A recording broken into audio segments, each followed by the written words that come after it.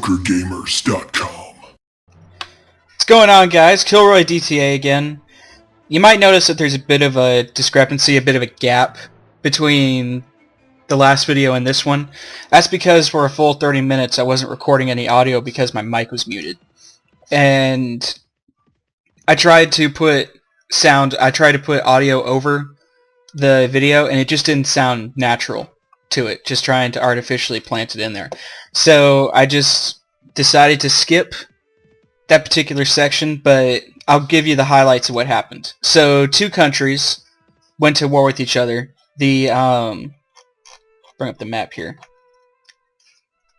This country and this country, the one that I'm going to ally myself with, have officially gone to war with each other. So their armies are going to be fighting with each other constantly. And if I decide that I want to, I can go in and assist any of the battle parties that I want to. So I'll probably end up assisting the ones that are in purple in order to gain more reputation with the lords of that country.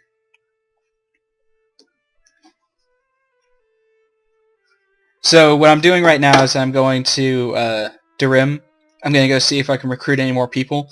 I ended up recruiting this guy into my party from Tolga. And what he does is that when you recruit these NPC players into your party, you end up paying quite a bit. You can pay upwards to around 600 dinars for them. But all their skills, like they use like trainer, writing, leadership, inventory management, they're all going to stack onto your skills as well. So they're going to increase your party's effectiveness in combat. So right now I have no money. I'm going to see if I can go and raid one of these villages over here and gather some supplies that I can then sell at the local towns to gain some money so I can pay my guys and get some food because I'm running low on all of those. If I'm not able to raid them, I might have to start raiding caravans in order to get some money. Which, if I do that, I'm going to make sure that I don't raid any caravans that are close to the country I'm going to be occupying in, because then their armies are going to attack me on sight, because I'm killing their civilians.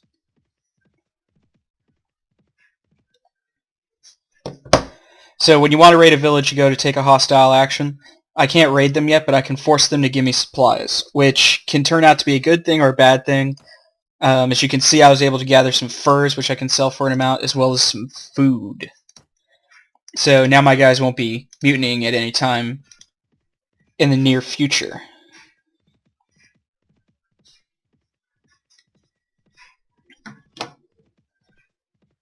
So my party now consists of mostly horse soldiers. Some of them are going to be footmen as well, these Swadian recruits. And militia are going to be foot soldiers. They're going to be able... So when I go to charge in with my cav, I'm going to disrupt the enemy, do a bit of some damage to them, and then I'm going to pull all my guys back into a brigade line and hold a position where if they have any infantry or cav, they're going to be forced to funnel into there, and my overwhelming numbers are going to end up taking them down. Of course, everyone can use their different types of tactics. These are the ones that I like to use because I find them to actually be the most effective. For me, anyway. I'm gonna loot a couple of these villages. Got some iron there. So currently right now, the people that I lose relationship with are the lords of these towns. And the lords of these towns will end up attacking me without their nation's go-ahead to do so. So they'll just, if they end up seeing me on the field, they'll end up attacking me. And currently with the troops that I have, I would never be able to defend myself against some of their elite forces, even with overwhelming numbers. So if he had 23 elite guys, I wouldn't be able to defend against them even with a high amount of soldiers. So you can see right here that there's a peace agreement between the nation that I'm currently raiding the village with and the Kingdom of the North, which are the blue ones. That means that they're not going to be fighting each other anymore. Well, they have to give me his cabbage. Assholes.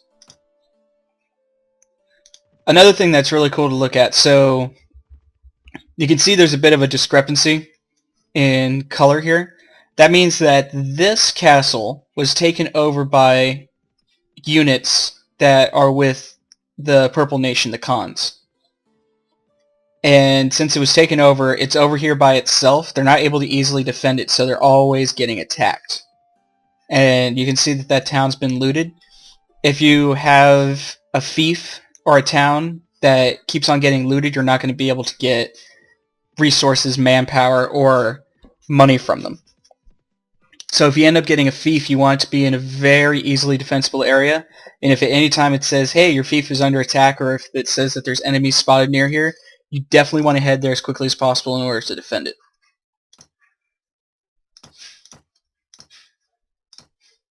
Alright, I think I have enough that I can sell at a town and pay my wages for my guys. So I'm planning on having a multiple video series of this. It's going to be like in its own playlist as a campaign that I'm going to document not only my successes but also my failures. So if I end up having my entire army destroyed and I'm taken prisoner, I'm going to record that as well, and I'm going to try and build myself back up again in order to continue trying to take over the world, essentially. Because even though you never get killed in this game, you get captured and taken prisoner. When you're taken prisoner, you lose items, you also lose your dinars, as well as all of your military that you have with you. Sometimes you don't lose your companions. If you have a high relationship with them, you won't end up losing them. But most of the time, unless you have super high relations with them, you're going to end up losing your companions as well. So all the gear that you had on them, all of the training that you put into them, and all the time is going to be gone. But you can go to a traveler and you can ask him, hey, where is this guy? And then you can go and find him again, and you can hire him back on into your group.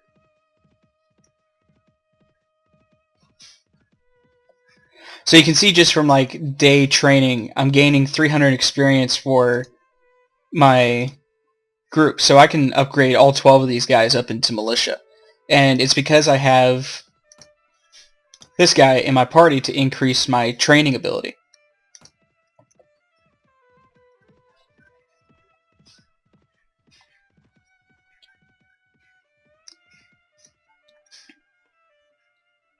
Go to the marketplace. Talk to the goods merchant. I'm going to sell all of this. As well as the fresh beef. That'll go bad too quickly.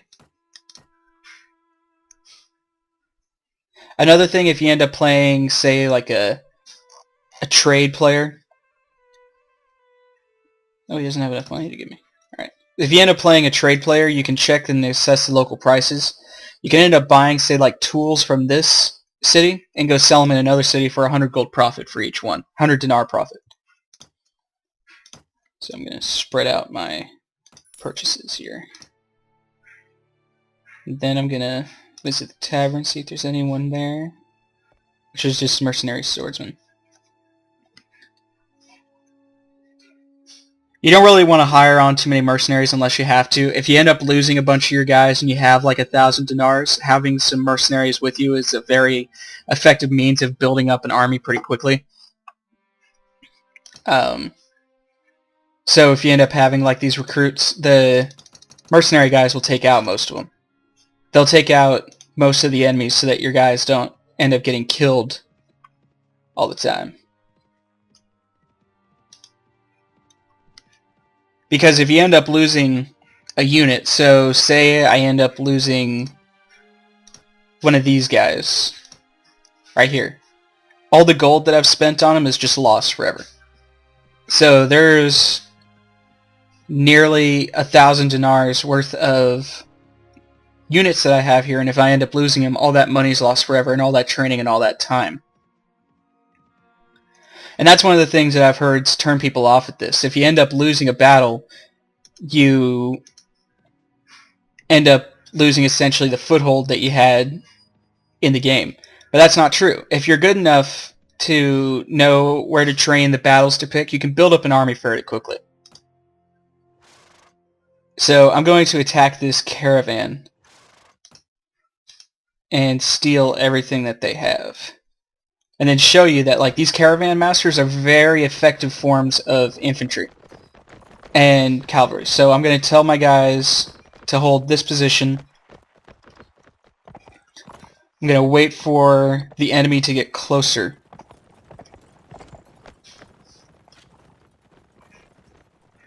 At which point I'm going to tell them to charge so they don't end up getting cut off and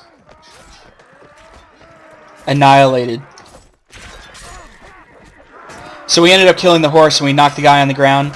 Essentially, if you knock a cav soldier down onto the ground, that's pretty much it for them. They don't really have anything in terms of defense. The main thing that they have is that horse, which allows them to move quickly around the battlefield. So this group also had some crossbowmen.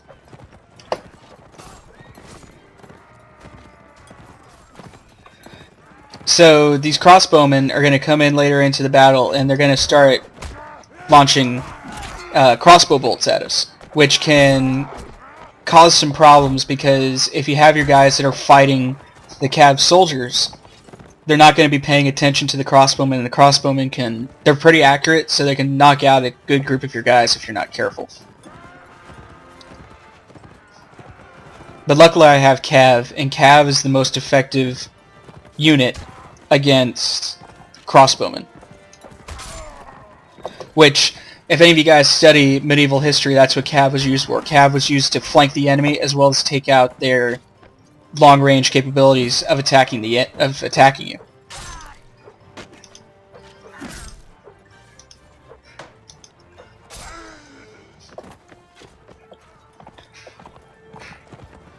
I just leveled up to level 5, so I'm going to be able to put some skill points in as soon as I finish up this battle. And I don't really have the weapons to fight from horseback, so I'm just going to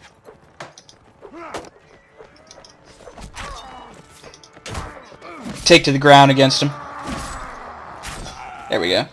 So the higher level enemies that you end up killing, the more experience that you get. So I got 114 experience for killing him when those crossbowmen. I only got like 98 experience. So you gain more experience based on the type of enemy that you kill. If it's more advanced, you gain more experience.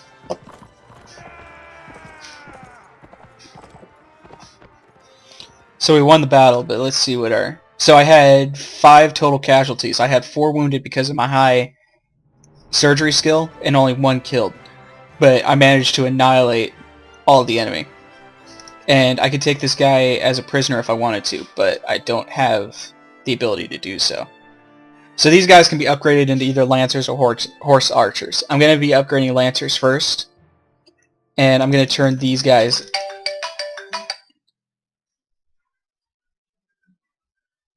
And then I'm going to turn these guys into my archers. And I'm able to acquire all of the stuff that they had on them, including their horses.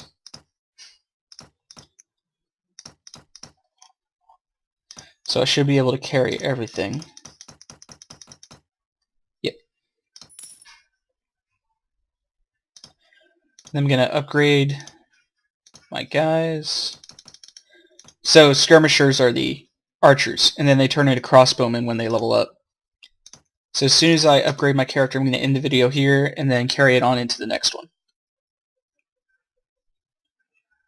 I'm going to increase my intelligence, my trainer, and pathfinding.